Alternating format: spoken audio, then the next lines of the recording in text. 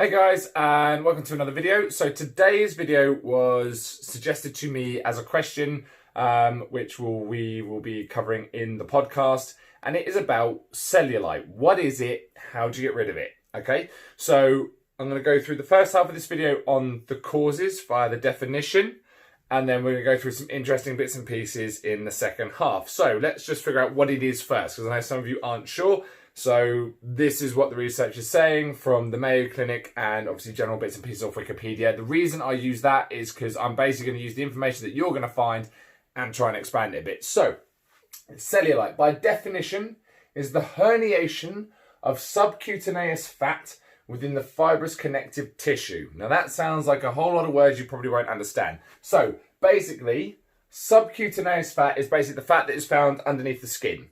Okay, cutaneous is skin level, basically subcutaneous is under the skin, and the fibrous connective tissue is basically the collagen fibers that hold everything together. Okay, all around your body is layers and bands of collagen that basically keep things in place and stop them from sliding all over the place.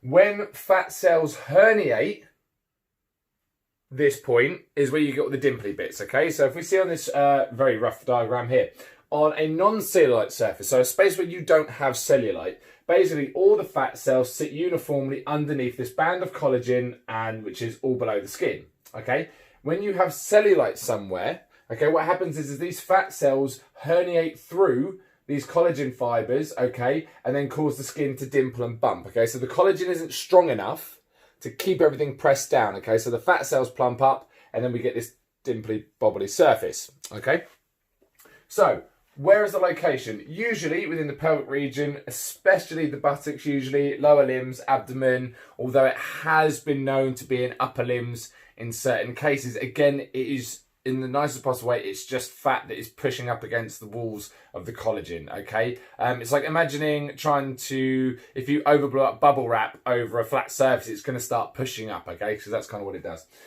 Appearance, bumpy texture or orange peel, okay? Don't really think that's an appropriate word, but it is probably the most descriptive, but it's not nice, which is what I'm going to go into the second half of this video. Okay, predisposing factors, the reason why you may have cellulite, okay? Sex is in your gender, okay, not having sex, but your gender. Females are more predisposed to cellulite, although guys can get it in certain situations, okay? Ethnicity, certain ethnic groups are more prone to cellulite as they may carry more body fat in certain areas. Okay, body type and distribution of fat around the body. So, for instance, if you are hourglass shaped, you may have it in different spaces. If you're pear shaped, you hold a lot of weight around your hips. If you are apple shaped or you're more rounder, you hold it a bit more in the abdomen. It's just down to body type where you hold it, okay? And some women do, some women don't, but there's going to be an interesting thing coming up that's going to show you why that's not to worry about it. Lymphatic and circulatory issues, okay? So in some cases, you may get it because your lymphatic system, which drains the waste out of the body, and your circulatory system isn't moving things around the way it should, so you're getting a localization of tissue in those areas.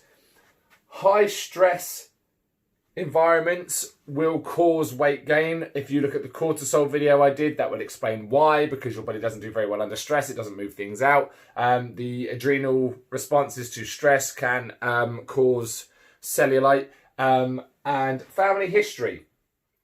If your mother had cellulite, you will probably have cellulite. It's the same thing with stretch marks. If your mother had stretch marks, you will probably have stretch marks because you take a lot of the information from her.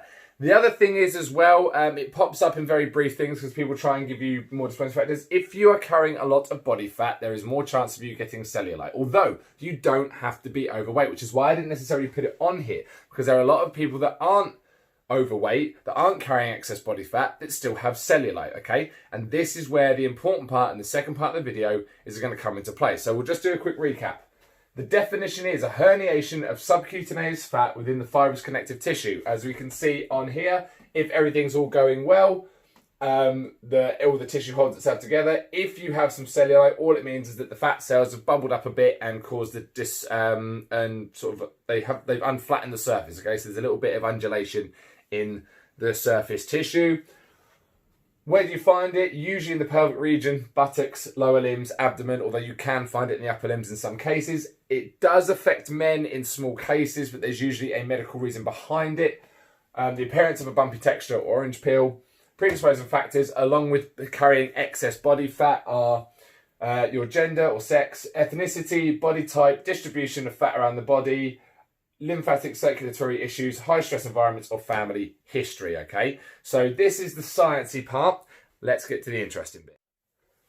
Okay, so let's look at some interesting facts that I found whilst discovering cellulite. And this is where I'm going to get into the more psychological part of it, because there is a huge component of it, and I hate the fact that this is where it's got to. And as a father of 2 little girls, I will do my absolute very best to try and stamp this bullshit out. Okay, so first of all, 80 to 90% of women have cellulite. You are more likely to have it than not. You are normal for having cellulite. It is so bizarre. Guys have their own hang-ups. Please don't get me wrong. I'm not some guy saying that women are foolish for feeling this. Guys have their own fucking shit we've got to deal with that, you know, that we all have, by the way.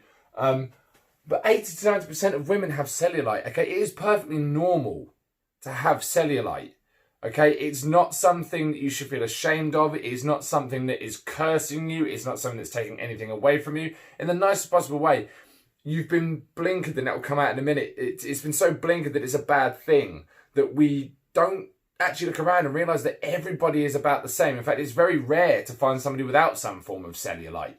So what you're seeing in the media, first of all, is airbrushed the fuck. So, you know, it's hard to tell what's what. But everybody has cellulite, okay? Guys get it. Like, we all have bumps and dimples. My skin is stretchy. Look, I mean, I'll put it on camera right now. I got too overweight. A lot of my skin is prolapsed. It won't hold in the way it should do. It's a perfectly normal part of getting bigger and getting smaller. It's just one of those things, okay? This one was interesting. The term was first coined in the 1920s by spa companies to sell their products. Now, again, I've just done a bit of fact checking. These things popped up. It may or may not be true, but it makes sense. You know, magazines are literally made to make you feel bad to sell stuff. And the interesting thing, and this is going to pop up in a few videos, is that most of these things in these magazines that are designed to make men and women feel bad are written by the same gender. Men's magazines are meant to be read by men, and all they do is make you feel inadequate about yourself. Women's magazines are written for women to read, and all they do is make you feel bad about themselves. Guys don't read girls' magazines and go, oh, fucking hell, yeah, well, that's not what I'm looking for in a woman. They're solely written by people for the same gender to make them feel bad. And this is perfect sense. The term was coined by spa companies to sell their products. You have cellulite. People probably didn't even know what that was. They just thought, oh, well, skin's got a bit bumpier. And now you're told there's a problem, and now we're going to sell your product and how to get it. It's marketing 101. We're going to accentuate an issue that you probably didn't know you had. You're going to feel bad about it. We're going to sell your product. So please, you know, in the nicest possible way, my mission is to get everybody to love themselves a little bit more. It really is, because it breaks my heart when people don't like themselves. Men and women are the same. You know, we have enough crap to deal with without other people from outside sources telling us that we should feel bad, okay? So please take that into consideration, that a lot of the time it's other companies and outside influencers that are telling you that you have an issue when you actually don't. The medical consensus is, due to such a high percentage of females having cellulite, it's classed as a normal part of getting older, going through puberty. It is not a problem. It is not dangerous. It's not a condition. It's not pathological. It is just a simple part of your growing phase. And that if you fall into, let's go halfway through, if you're into the 15% of women that don't get cellulite, you are very lucky.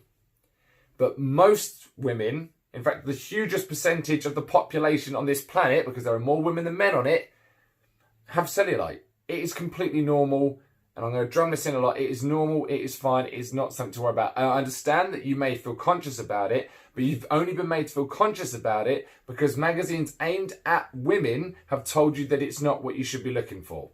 Okay? This is the key thing, okay? And I'll come into these points in a minute. So my take on this, okay, and it is my take, feel free to shut me down.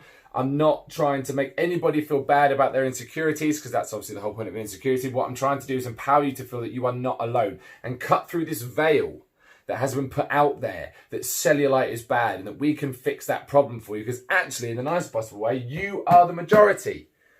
you are the majority. You really are. There is nothing wrong with having cellulite, okay? So, my take, it is normal, it's more normal to have it rather than not, okay? Very rarely will you come across somebody without some cellulite. It's just part of the case, especially if you go through puberty quite quickly, and some women do. Some women bloom very early and their hips get really wide, they start putting a bit of body weight on. You're going to get some cellulite. It is one of those things. It's just part of the growing process. Okay, you can't really stop it. As I've said in the last part of the video, if it's genetic and you are blessed with wider hips or you carry a little bit of weight around your thighs and stuff, that is probably one of the things that are going to happen. It's just a genetic thing. It's nothing to worry about, okay? It's no different than guys worrying about how big their bits are and stuff. It's genetic, okay? You either got it or you don't. It's one of those things. There's nothing you can change about it. Well, there are things you can change, but that comes into more cosmetic stuff, okay? Losing weight can help, but it's not a proven cure.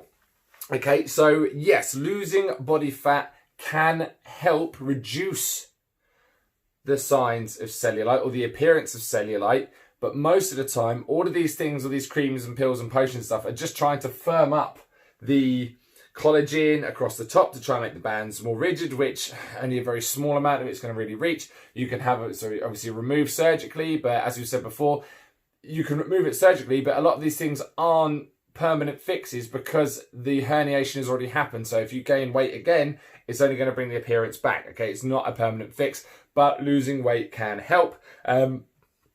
Massage, lymphatic type of massage to help flush away some of the toxins and things and get things moving around can help, but it's not going to cure it. I would much rather that you learn to love yourself a little bit more and accept that it's just part of being a woman, which is a wonderful thing, rather than try and feel it's something you have to change about yourself to feel more of a woman actually.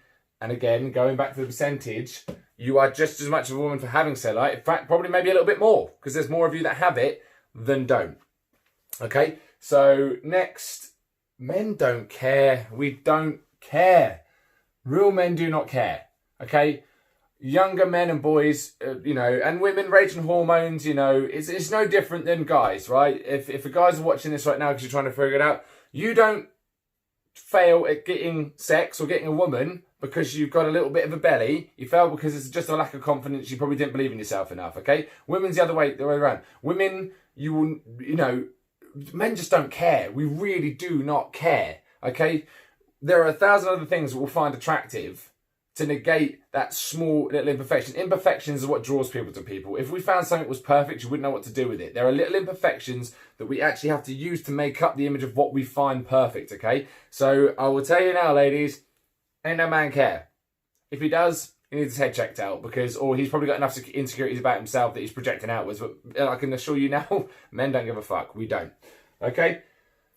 Media and big business have made it bigger than it is, like they do with everything. And I mean everything.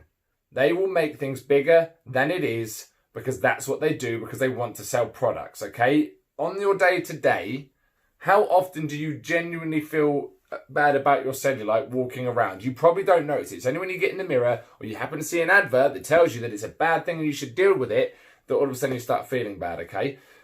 So to wrap up after that very emotional rant, ladies, you are perfectly normal. You really, really are. Cellulite is perfectly normal. It's not dangerous. It's not going to cause you any, ill health or anything else like that. There are some ways you can combat it. Yes, there are more expensive procedures and creams, but at the end of the day, I think the turnaround is about 3 or 4 months before you actually see any kind of turnaround on it. And losing weight is always beneficial anyway for your health, and it will help reduce the symptoms a bit. But at the end of the day, it doesn't matter. It's part of who you are, and you should embrace who you are, because who you are is not just the shell you come in. It's about what goes on in here. And as I've said before, and I will speak of every decent man on the planet, and if you don't agree with me, fine, you don't have to, but we do not care. We genuinely do not care. Okay, men are very easy to please. That's a video for another time. And to be honest, this is the last thing we're going to notice if we're in love with somebody. It really doesn't bother us, or if we're attracted to somebody. Most of the time, the attraction comes before you've seen anything that comes off anyway. So by the time we get to that, we don't really care. We really don't. Hope this helps, everybody. Speak to you soon.